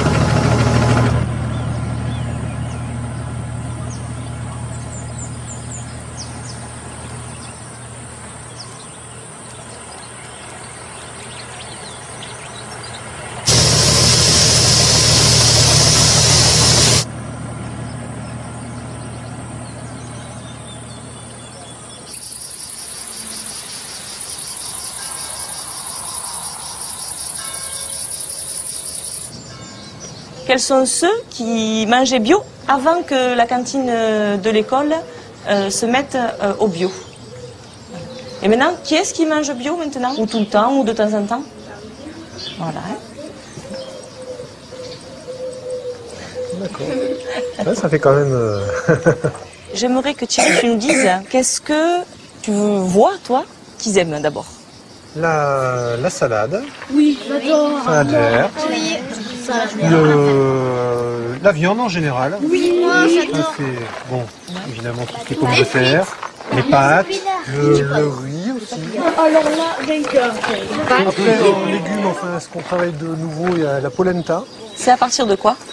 De semoule, mais elles sont collées en fait. Enfin, elles sont pas collées avec de la colle, mais... Rémi? Topinambier. Philippe? J'aime pas. Et c'est quoi alors que tu aimes? Le frites. Ouais. Et maintenant le poisson en sauce, comment vous le trouvez? Meilleur? Et vous préférez manger quoi? Du pané ou du poisson en sauce? Sauce. Et au niveau des boulettes de viande, est-ce que vous avez remarqué quelque chose de différent? Dedans, il y a des céréales. Qu'est-ce qu'il y avait comme céréales la dernière fois dedans? De l'avoine, du blé et... Du boulgour. Il y a quelques épices dedans, puis ce mélange de légumes, de céréales. Il y a du curry qu'on ne mettait pas avant. Et voilà. Avant, on les achetait toutes faites, elles arrivaient en surgelé. Donc on n'avait pas nos moyens, par la sauce, de rectifier l'assaisonnement. Que là maintenant, on les fait nous-mêmes. Donc on peut modifier l'assaisonnement. C'est fait maison en fait, c'est le mot à dire. Ça change parce qu'avant par exemple, on mangeait souvent du cordon bleu alors que maintenant on n'en mange plus quoi. Les escalopes de dinde panées aussi, on n'en mange plus. Parce que tu sais, ces escalopes de dinde qu'on avait avant, qui étaient panées, c'est même pas des escalopes, c'est de la viande qui est hachée, broyée, avec des protéines végétales, et c'est reconstitué, donc il y a du gras, il y a des colorants, etc. C'est reconstitué, formé en forme d'escalope pour avoir l'impression que c'est un peu naturel, et c'est pané. Il y a des produits comme ça que vous verrez plus ici, quoi. En tant que la volonté est de rester sur le bio, c'est des produits qu'on s'est dit avec Johan et puis l'autre, le reste de l'équipe qu'on n'achetait plus, quoi. Je voulais savoir si l'année prochaine vous alliez continuer l'alimentation bio. J'espère, de tout cœur. Bon, c'est vrai que personnellement, je pense que je ferai pas le retour en arrière d'être un ouvreur de sacs surgelés et un ouvreur de boîtes, quoi.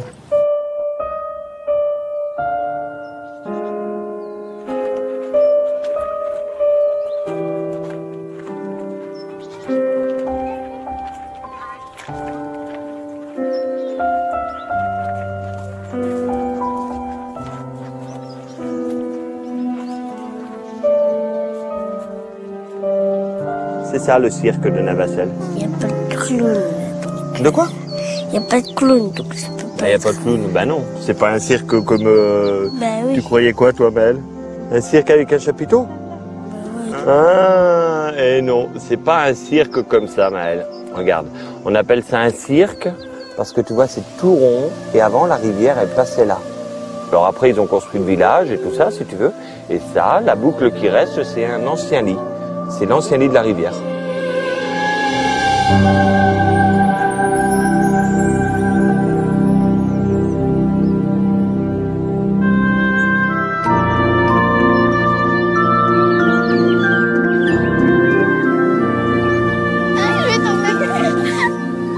Regarde Morgane.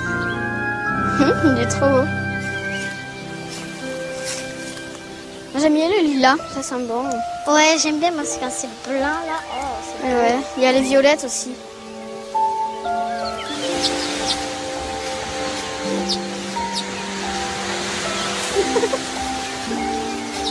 Tu fais quoi ce soir? Je sais pas, et toi? Je sais pas. C'est bien, mais c'est vite.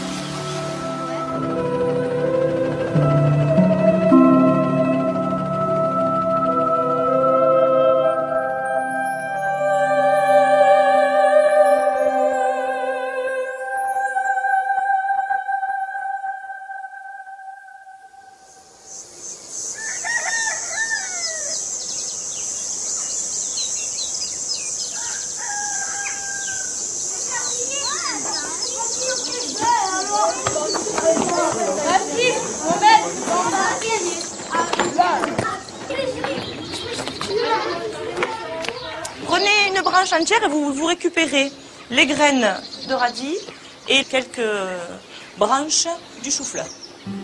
Solène, elle a la taille de ma tête, la feuille. Hugo, il m'a donné son petit. Il en a pas ça. Ah, je t'en fais. Allez, vas-y, je t'en donne. Vas-y, je t'en donne. Aïe. Je vais tomber dans les courgettes. C'est superbe, c'est la première courgette. Je suis super contente. Ils sont trop bons, j'adore ça. Ils sont durs à sortir. Vous en avez trouvé? D'aller. Arrête, moi je les coupe, ses cheveux. On arrache les cheveux? Non, vous pouvez les laisser les cheveux. Regarde. J'ai les cheveux comme ça, regarde, je m'en Ça sent plus à la tige que... Oui. C'est pour ça qu'on le coupe d'ailleurs dans la salade, pour qu'il donne toute sa saveur. Je vais goûter. Allez, Rémi. C'est bon. J'ai un goût. Maîtresse, c'est bon, mais... J'aime pas l'oignon. Allez, l'oignon.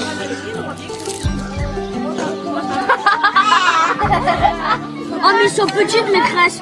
C'est très bien, et bien c'est ces graines-là qu'on pourra replanter l'an prochain. Les noires, ouais. Alors peut-être que celles qui sont blanches sont des graines qui ne sont pas encore mûres. Et les salades, elles ont leurs graines ou pas encore, hein?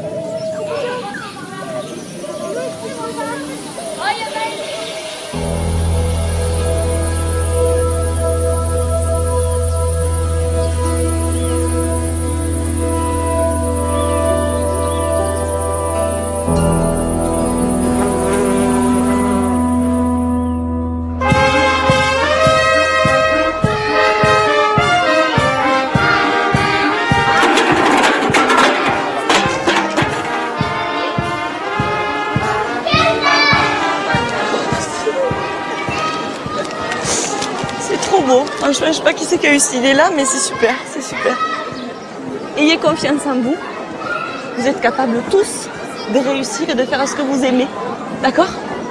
Et ne vous laissez pas marcher sur les pieds surtout. D'accord? Mais soyez quand même respectueux des autres.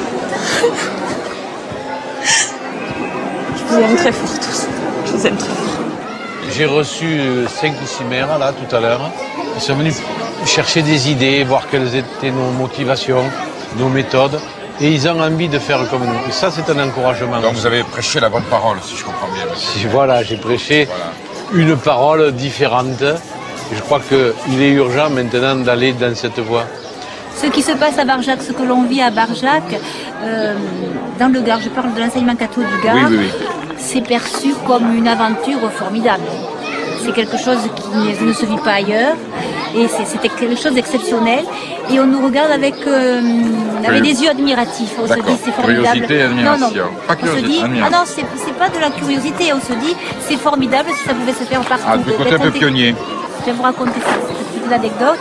On avait de l'herbe autour de l'école. Donc habituellement on mettait du désherbant, comme souvent partout. Et cette année, on a pris tous les CM et puis ils ont arraché toutes les herbes autour de l'école avant la fête. Voilà. C'est symbolique. Mais on n'empoisonne pas la terre. Voilà. Et ça, on l'a bien mis en évidence avec les enfants. Aujourd'hui, c'est la première fois que nous fêtons cette cantine, ce restaurant, cette cuisine centrale. Autour de la table, qui est par définition rassembleuse, qui est par définition, j'emploie votre mot, consensuel. Maintenant, je commence à me régaler. Parce qu'au début, tu prends le pain, le premier pain au levain que j'ai fait. Ça fait dur, il dure comme... Non, là maintenant, ça fait bien 10-15. Il faut laisser réagir, quoi. Il faut laisser réagir. Il y a aussi une part de conscience. Quand on voit un agriculteur qui, par exemple, ne consomme pas ce qu'il produit. Moi, j'étais élevée dans une famille d'agriculteurs, on mangeait ce qu'on produisait. Aujourd'hui, quelqu'un qui a un poulailler industriel, je suis désolée, il a sa production à côté. Elle est bien bonne pour le petit peuple et le bon peuple, mais par contre, lui ne consomme pas. Donc, y compris au niveau de la conscience, il a pris conscience que ce qu'il faisait n'était pas bien. Alors après, il s'abrite derrière tout un tas de les clafoutis, aux abricots. Et ensuite, voilà, vous avez des très bonnes glaces à la main. Carrément. Le coco. Au top. Ça réconcilie avec la glace, bon. Franchement. Il y a un petit morceau dedans. Oui. Le foutu est bon aussi. Remarquable. Je crois que l'agriculteur sait la réalité des choses au niveau des pesticides, au niveau des produits chimiques. Par contre, là où il faut l'aider, c'est à sortir de ces contraintes économiques, psychiques, idéologiques qui l'amènent à ne pas bouger, à ne pas faire jouer la clause de conscience. Il faut arrêter ça. Mais arrêter ça, ça veut très clairement dire qu'il faut une nouvelle politique agricole commune pour ce qui est des pays de l'Europe de l'Ouest, qui consiste en quelques mesures très claires. Les 9,5 milliards d'euros qui sont donnés actuellement à nos agriculteurs. On se donne 5 ans, on les redistribue à la restauration collective, on commence par les écoles primaires. Eh bien écoutez, si vous transférez ces 9,5 milliards d'euros aux 2,7 milliards de repas servis annuellement par an en France, vous accroissez le prix d'un repas de 3 euros, vous faites plus que doubler le prix des repas donnés à la restauration collective en France, vous relancez la demande dans l'agriculture française dans des produits de qualité et de proximité. Les agriculteurs qui ont toujours demandé à être rémunérés par les prix et non pas par des subventions comme des mendiants pourront enfin vivre sérieusement de la vente de produits de qualité avec une reconnaissance sociale qui sera celle de notre alimentation et ça ira dans le sens d'une lutte anti-cancer. Je suis sûr que cette proposition peut être agréé si on s'y met maintenant, si on parle non pas de la politique agricole commune dans le sens qu'est-ce qu'on peut défendre sur les avantages acquis, mais de se dire que oui, il y a une autre alternative possible pour le plaisir du plus grand nombre. Je suis sûr qu'on peut, à l'échelle d'ici un an et demi, renverser la vapeur et faire en sorte que la politique agricole commune devienne une politique modèle.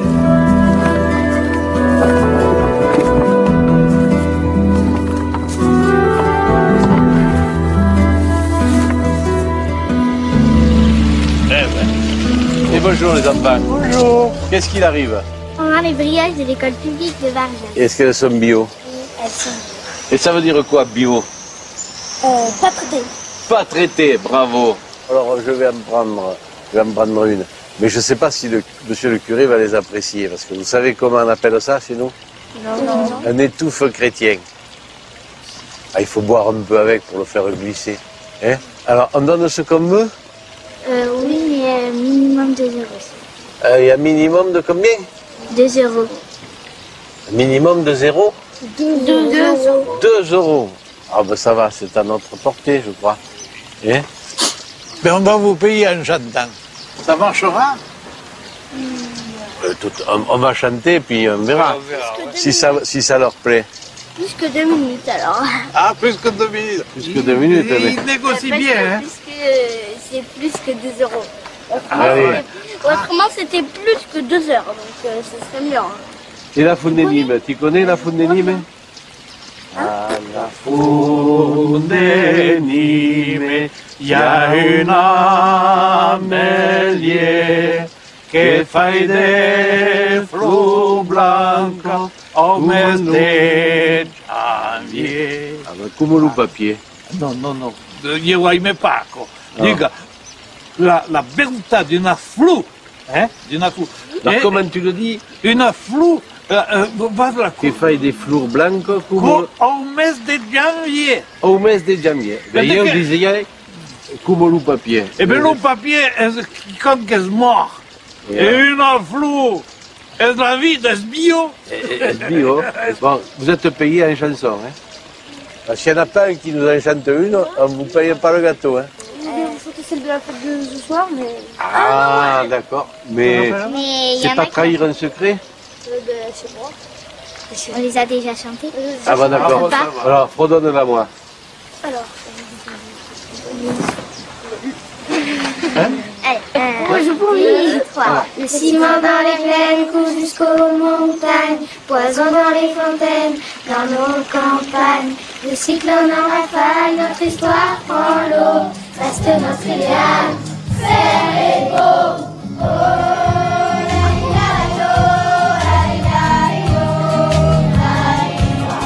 puisqu'il faut changer les choses, oh, ça, citoyens, il est grand temps qu'on propose un monde pour demain.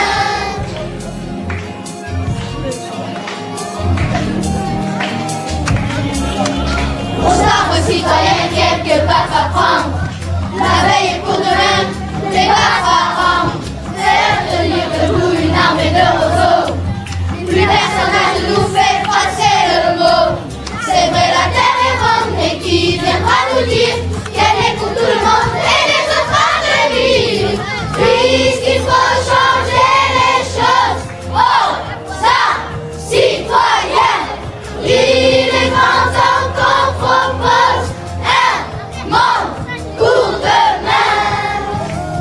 Plus le temps de savoir à qui est la faute. Ouyo-yo, le compter sur la chance ou les autres. Maintenant on se bat.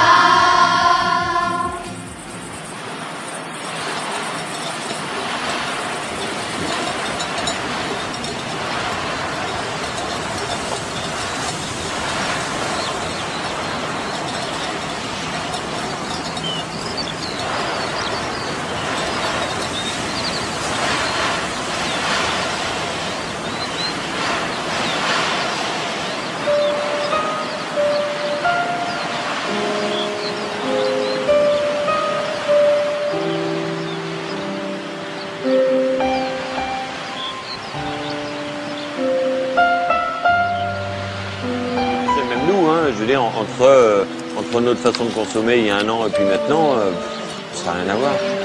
Prise de conscience complète. Hein. Quand on est au stade où il y a des choses, en fait, tu y fais attention, tu te dis, bah voilà quoi. Je sais qu'on a installé les panneaux solaires aussi, c'est une autre prise de conscience après, tu vois. De te dire, faut essayer de consommer différemment et puis voilà quoi. On va arriver à faire du progrès là-dessus. Un changement progressif, mais sur toutes les choses de la vie, sur tout ce qui t'entoure. Et c'est pas que la nourriture. Et c'est pas que la nourriture, c'est tout l'ensemble. Le bio, c'est tout un ensemble. C'est l'environnement, c'est tout.